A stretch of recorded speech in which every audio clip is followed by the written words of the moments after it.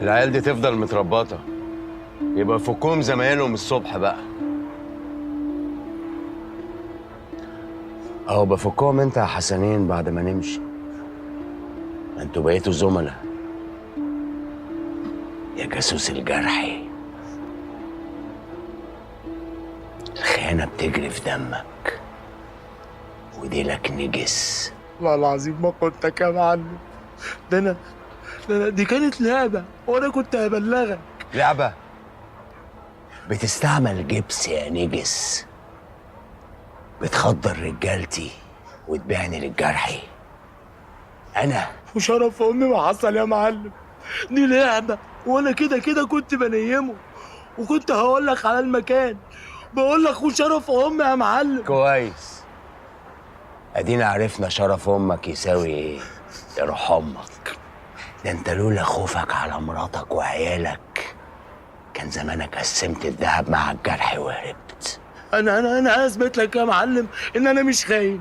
بص، ما تتحركش بالدهب دلوقتي لان في لجنه على الطريق وانت راجع. ده حتى المعلم رجائي مرضاش يخليهم يتحركوا النهارده علشان العربيه ما تتمسكش. شفت انا الراجل بتاعك ازاي يا معلم؟ وانا عبيط يالا عشان امشي بالذهب من غير ما اكون دريان ايه اللي مستنيني في الطريق. وبعدين انا طول عمري مرزق، وانا جاي لقيتهم بيلموا الكمين وماشيين.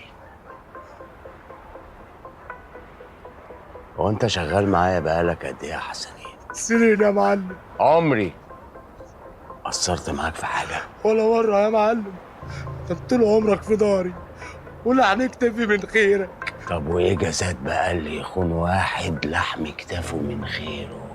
لا اوعى يا معلم، اوعى تكون عايز تقتلني وتقتل عيالي. هتعمل اللي هقولك عليه، هتعيشه. تلعب يبقى الكفن عليا، ليك ولمراتك